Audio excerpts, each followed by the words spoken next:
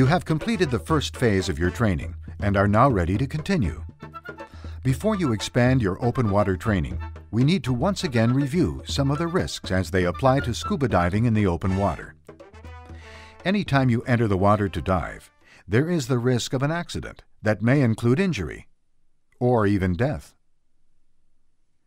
This risk requires that you be very conscious of your responsibility to follow instructions and remain in close contact with your instructor during supervised activities.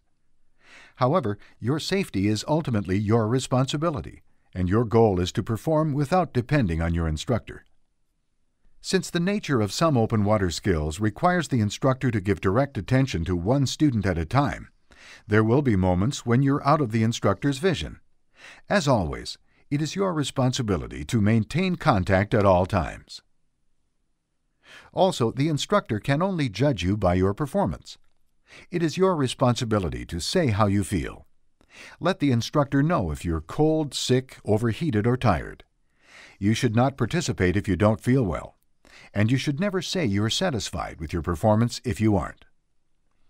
This video will show areas of risk in the open water, so you have a clear understanding of your responsibilities prior to signing the required forms.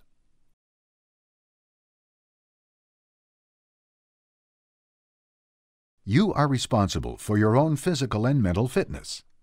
Your current readiness to dive includes not being sick or in poor health. The use of any substance that may impair your performance as a diver is contrary to safe diving. It is natural to feel somewhat excited, even stressed, prior to open water diving. But remember, you have been trained to deal with the risks. Follow the rules and dive within your limits, and you will have a wonderful adventure.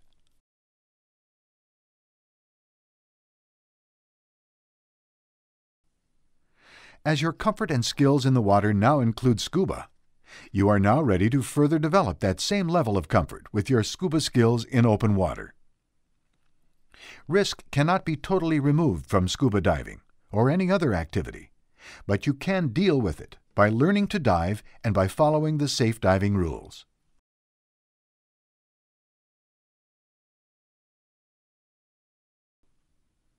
Scuba diving is a blend of the person, the skills, and the equipment.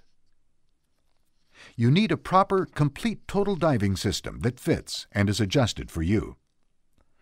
Purchasing a total diving system that is best for you will improve your safety and enjoyment of diving. One last but important part of diving is learning to take proper care of your total diving system after every dive to prevent the risk of injury from equipment problems or failure.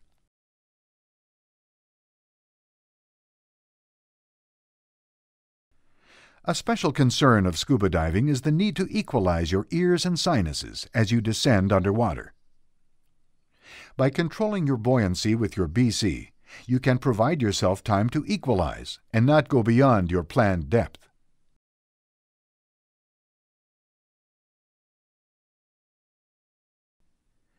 Breathing with scuba is best done in a slow, deep, relaxed manner. Breathe continuously and do not hold your breath. Swimming in a steady, slow, easy manner with neutral buoyancy will make you a more efficient diver.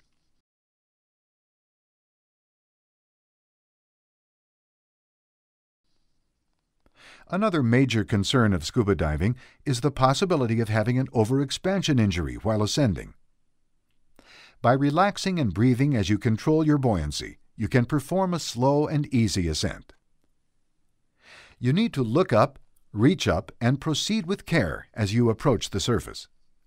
Otherwise, you might hit something, such as a boat, on the way up. Once on the surface, make your presence known to boaters. Be aware that you can see boats better than they can see you.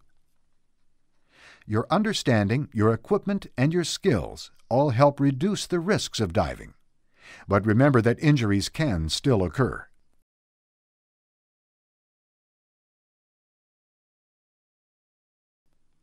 One concern about temperature is that you might overheat on the surface while you are putting on your dive gear.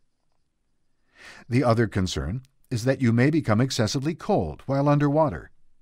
Water takes away body heat 25 times faster than air. Therefore, divers need to wear the correct protective suit for the water temperature.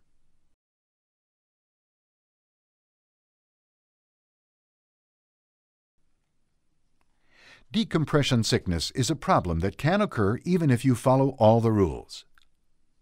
This is something you need to know and understand. Time underwater is based on decompression needs, air consumption, and comfort. You need to plan your dive and monitor your air supply to avoid running out of air. An out-of-air situation could lead to panic and drowning.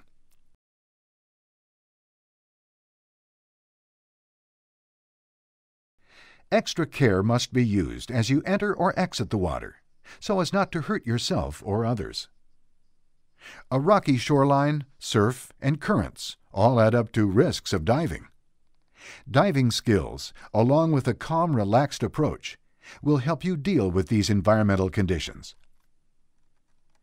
Entanglement is a problem that can be handled as long as you don't panic. Some aquatic life can be harmful, and care needs to be taken to avoid contact and to not provoke animals. The risk of diving-related injury is, of course, greater in the open water than in the swimming pool. But how you behave and relate to other divers is a key to lessening problems. You need to follow the instructions from diving leaders and follow the safe rules of diving.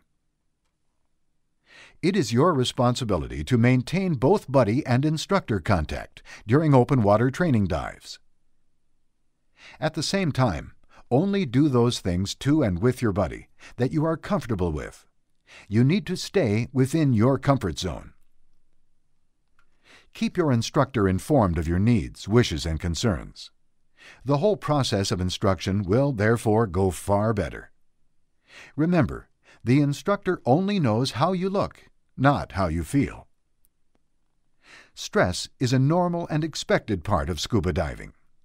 You need to control it to be able to solve problems while in the water. By developing a higher level of awareness of yourself, your buddy, your skills, your total diving system, and the environment, you will be a better and safer diver. By putting all these ideas together with your training, you will be ready to dive in open water. Risk is a part of life. Activities that add adventure to our lives also add risks. Yet most recreational divers enjoy scuba diving without ever having an injury. At the same time, no one can guarantee that you will never have an accident.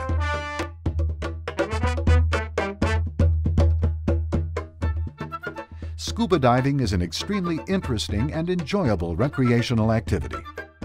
With the information provided here, your diving instruction, and a thinking approach to scuba diving, you can have exciting adventures with a known and controllable degree of risk. Now that you have been informed of the risks of scuba diving, you can go through the details of completing the necessary forms in which you acknowledge this information, so that you can proceed with your diving activities.